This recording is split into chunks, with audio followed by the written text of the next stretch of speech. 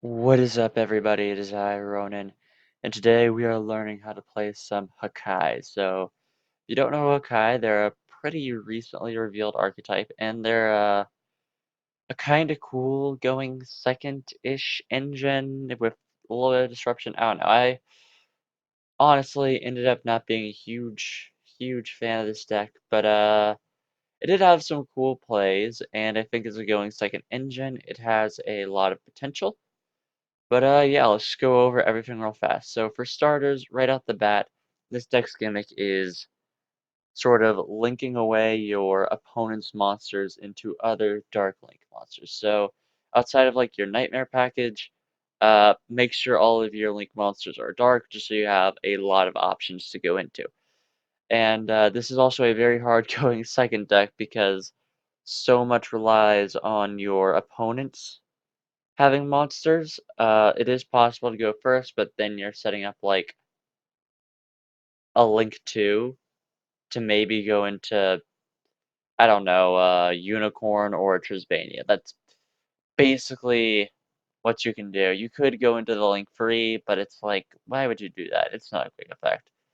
But yeah, let's go over the rest of the deck real fast. So like I said, this is a hard going second deck, and monsters that cannot be targeted are a problem. So we have free Gamma Sail in the main, just to deal with that targeting immunity. Free Hakaishin no Magatama, free Hakai Doji Ara, free Hakai Doji Rakya, and one tour guide from the underworld. So you know tour guide when it is normal, special level 3 or lower fiend from hand or deck, but has effects negated.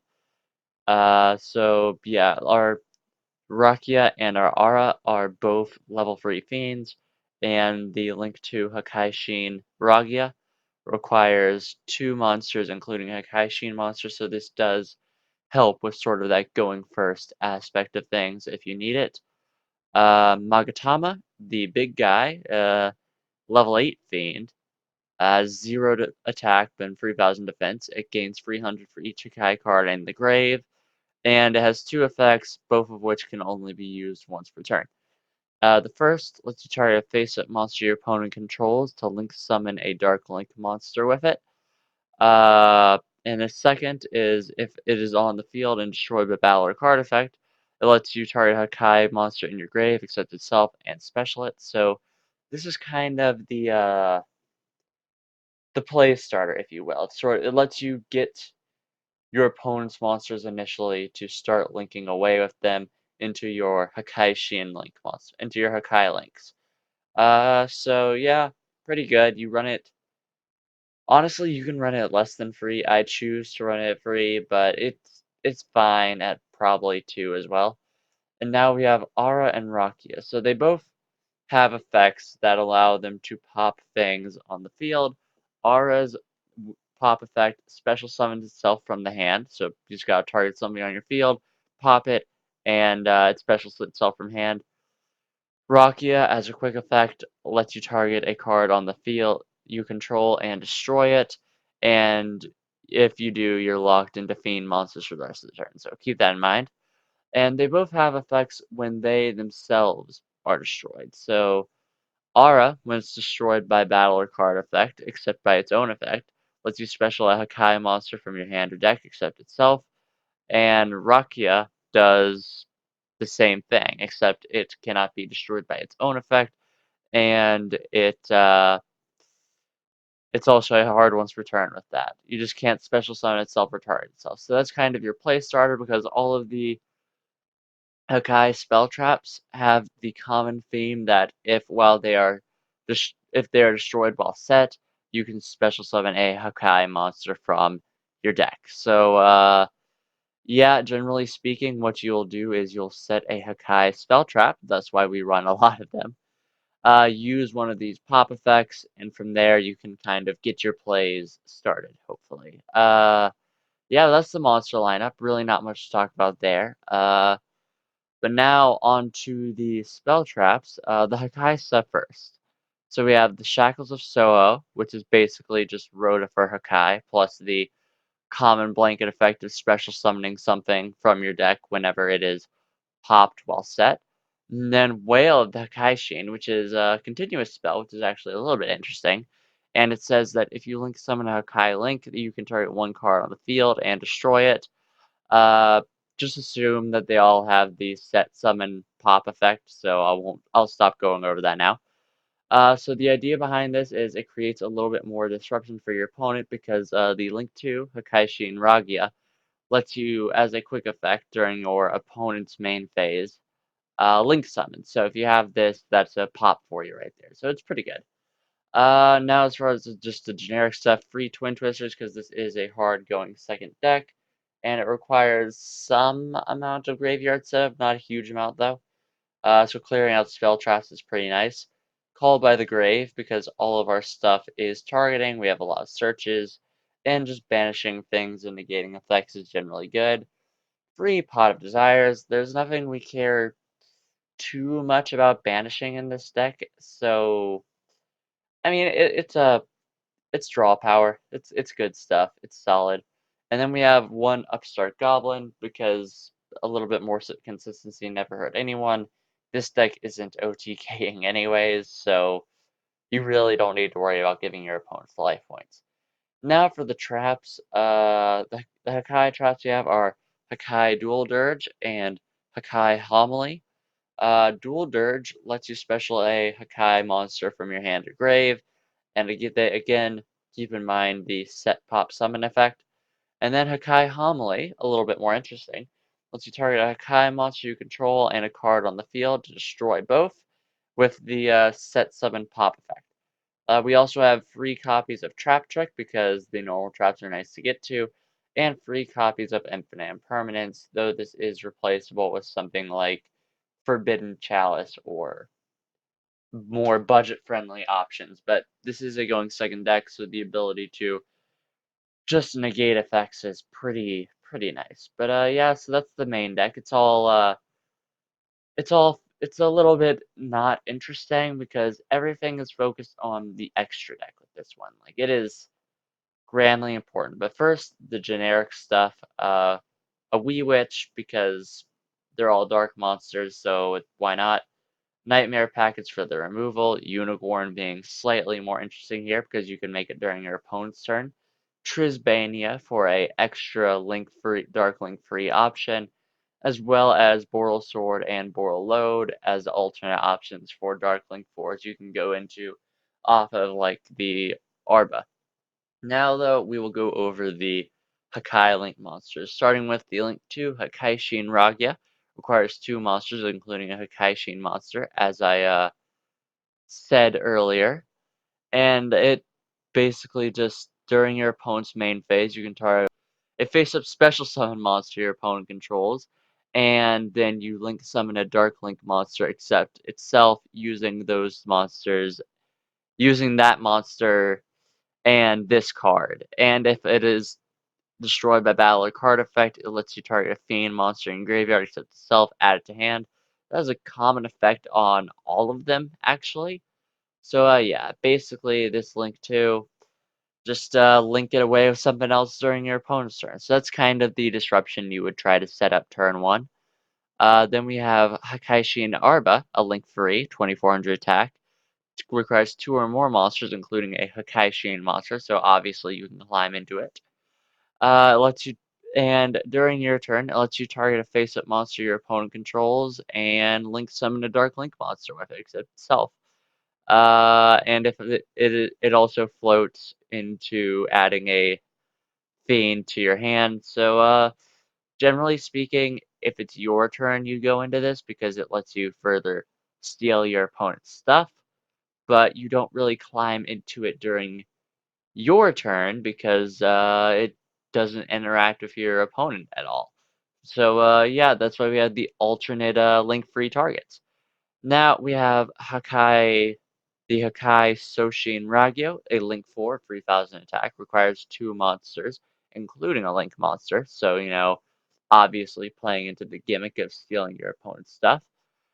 And it has a few effects actually. So, first is that if a card's on the field is destroyed by card effect except the effect of Ragyo, it lets you pop something else on the field by targeting it. And when another monster is destroyed by battle, it lets you pop something on the field as well. And during the end phase, you can pop something on the field that is, yeah, it just lets you pop everything pretty much. It does not float, so it's unique in that way.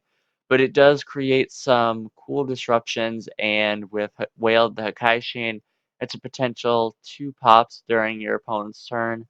And none of these are once per turn, so, oh, well, actually, they're all once per turn. Sorry about that. I misread that for a second. So, yeah, it's just, it's a good boss monster. Unfortunately, though, if it is outed, it doesn't really provide much recovery, so that's kind of the problem there. Now for the side deck, we just have a bunch of traps, honestly. We have Ash Blossom to stop some searches. We have Storming Mirror Force to out things like Thunder Dragon, and most of the time you end on like 1 or 2 monsters in this build, so it's like it's pretty easy to get hit by battle, so it's good to have this. Free Heavy Storm Dusters for a little bit of alternative spell trap removal. Free Anti-Spell for the Pendulum matchup, and free Red Reboot for the Trap Heavy matchup. So that's the deck. Honestly, it wasn't a very... I could see this being a cool going second engine on its own. It's not very good like on its own though, but it does have some cool plays, and that's what we're gonna go over. So if you're new here, we just look at a few replays. I show you the cool combos, what works, what doesn't work, just sort of all that type of stuff with this deck. And yeah, I'll see you guys in the first replay. Okay, on the first replay with Enhai, we are Yokai because you know these are kind of like Japanese demon dudes. And our opponent is playing Witchcrafter Magician Girls, who's opened, I think, decently for Magician Girls, because like Magician Girls are... The thing about Magician Girls is they are close to impossible to deal with in battle. So we had to keep that in mind, but our opponent is going first. So they're just going to summon Lemon and pass. Lemon doesn't really work too well on its own, but it does have the Palladium Oracle mana in hand, so targeting effects are a problem. Alright, so yeah, it is our turn now, and we are just going to go ahead and search the aura. We'll set Whale of the Hakai using Aura's effect to pop it, and special summon Aura. Then Whale of the Hakai will summon us the Magatama from deck. Now from here we can pretty much just make our plays. Upstart Goblin for the draw, because why not? Using Magatama's effect, we're able to target the Lemon in order to link summon with it. However, that will proc the mana in his hand. So we're going to go ahead and make Ragia. And from there, we'll use the Aura we normal summon to make Arba. Then we'll use Arba's effect to target the Palladium Oracle mana. Keep in mind, Arba's effect is not a quick effect. So during your opponent's turn, it will not do anything. But yeah, we just go into Ragia. We still have our normal summon available, so we summon Rakia. And then we're just going to go in for a bit of damage. And at that, we'll just set the Trap Trick and Impermanence to pass it up to our opponent. And here we actually do have like a little bit of disruption. So we have Rakia, who can pop himself or a spell trap in order to just pop it, really. That will proc our Rago, though, so that's something. Plus the Impermanence is not a awful board, at least in this situation. So he's just going to summon the Apple Magician Girl and pass turn again. So again, luckily we did have the Impermanence, so we're going to use it on the Apple. He does get the Palladium back, though. So now we can attack into the Apple without worrying about the summoning of other things from hand, which could have been a problem in regards to the Bear, I would say. So we're going to go ahead and attack over the Palladium. Rago will let us now target something else to pop because something else was destroyed by battle. So the Apple Magician Girl is being targeted. The Palladium is unfortunately, though, going to let him summon the Dark Magician Girl from deck. We do get the pop. Apple gives him back the Lemon Magician Girl. We're going to go ahead and use the Ragia's effect to pop itself. which will let us use Raigo's effect to pop the new Dark Magician Girl, and we'll just attack directly with Ragia, and that's kind of our turn, unfortunately. As he's going to summon Lemon and pass, we're going to go ahead and use the Trap Trick during the end phase to get the Dual Dirge from deck. And as our turn, once again, we're going to go ahead and use Called by the Grave to go ahead and banish that Palladium because it's annoying. We use the Rakia's effect to pop the set Dual Dirge, which will let us pop the Lemon Magician Girl, as well as summon something else from deck, which is the Aura. Lemon Magician Girl is popped, and we just attack for game there. So that's kind of the deck in the ideal situation where the opponent can't really get much of a board going, so you're able to just kind of easily pick it apart and go in for big battle damage. But that was sort of the deck working perfectly in regards to both itself as well as the opponent's own situation. So next game, gonna show you sort of the average game for this deck, like what to expect most of the time, at least in regards to like YGO Pro and what you might run into. But yeah, I'll see you guys there. Okay, going to the second game with Tayo Rencon, who is playing Performa Pals, which is actually really interesting because Performa Pals is it's a hard deck to do dedicate on its own, but it's like Performa Pal Odd Eye, I think, is what he's doing. So that makes more sense. But yeah, our opponent will be going first though, so gonna see them do their thing. Oh, and just real fast, if you notice, we opened with effectively the same hand as last game, so we'll be able to make the same plays, but won't go as smoothly this time, and you'll see that. So he's gonna go ahead and get some searches, Lizard Draw for the +2. So he's gonna go ahead and go for the Pendulum Summon. Unfortunate for us, he is going to use the Performer Pal Pendulum Sorcerer, pop his back row to get some searches, make the Electromite. Electromite adds Daggerman. Pop the Seal Eel to get Dag back. Gonna go ahead and get draw for himself. He's gonna use the Dissolver in order to summon the Vortex Dragon. And yeah, so he has made one negate. You might be thinking, well, we can actually play for one negate, but we're gonna see what happens. So again, we're going to be able to make effectively the same play as before, with the added benefit of top decking the impermanence to get rid of his negate. So again, Aura summon Magatama. Magatama target Ragia, upstart to draw, using the Twin Twisters to go ahead and pop that Sky Iris, make Arba. Arba's going to go ahead and make Raigo, and then we just attack for some damage. So, pretty standard play. Was able to do something against the opponent. They're going to go ahead and do their own thing, though. So, the Sky Iris is going to activate to get a search. We're going to go ahead and use Raga's effect to pop itself to try to pop the Sky Iris. So yeah, we do get to pop the Sky Iris off of Raigo. He does get the Vortex Dragon back though, which will spin back our Raigo. And he is going to be able to get another 2 searches for the sort of big damage using the Unicorn's effect to power up the Vortex. And yeah, that's kind of where we're at now.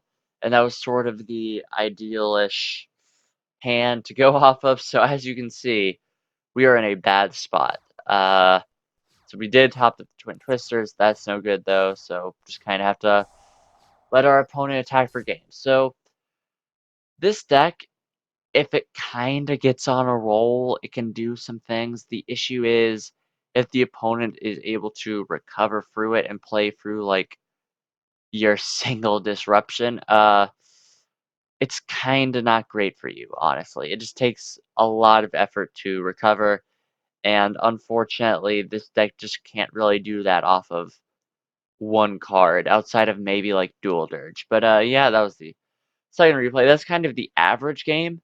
And now you're going to see what happens when you brick, because the bricks in this deck hurt so bad. And I'll see you guys there. Alright, welcome to the final replay with Dale, Pendulum Magician player.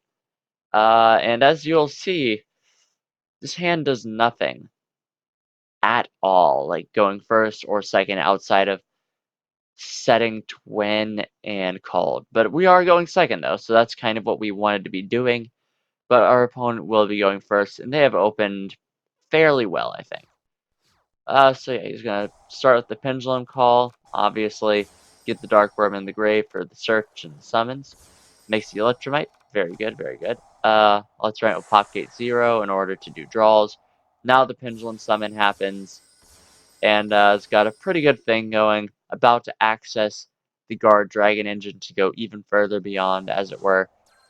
Going for the Triple Burst to pull out the Diavolo.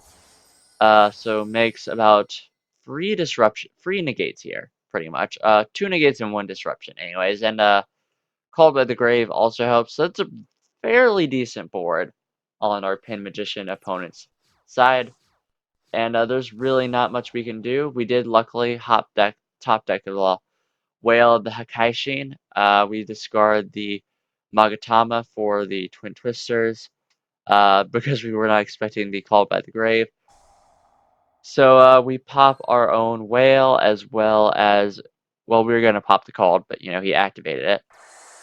So there we go. Whale of the Kaishin gives us the Magatama for walling purposes because Ara and Rakia not doing anything with this hand. So yeah, we're just gonna set a couple, pass it up. Our opponent uses the Spell Power Mastery, so we're going to go ahead and try to pop Scales. It does force the Odd Eyes negate, which doesn't really help us in this case, but it did force something at least. And it did power his board down a little bit. So he is going to go ahead and get the Pendulum Summon of the new Endymion, going to also try to activate the Desdruda, which we will be able to call, thankfully. So that is something. However, our opponent makes a Borreload to steal our Magatama, and then just attacks us directly. And from here, we really just can't recover outside of setting the impermanence. Magatama goes to the grave, and our opponent is able to just attack for game here. So, yeah, as you can see, the bricks, while it is definitely possible to unbrick in good ways, it's just, it really hurts. It really hurts to have to deal with. But, yeah, that was pretty much the deck in action. On its own, I don't really see it as much of a contender, but I sort of view it in the same vein as Kaijus, where on their own, they're not very good at all, but as a going second sort of engine removal option, I think they are extremely effective, and in that regard will be like probably just a cheesy splashable engine that you can use. I think that's sort of where they will end up in the scale of like just Yu-Gi-Oh decks. But yeah, that was the deck. Let me know what you guys think. Is there any ways I could make it better? Any ways that it was worse? It's just stuff like that. As well as any decks that you maybe want me to try out. But yeah. That being said, like if you liked, comment if you have something to say, and subscribe if you want some more. This has been Ronin, signing off.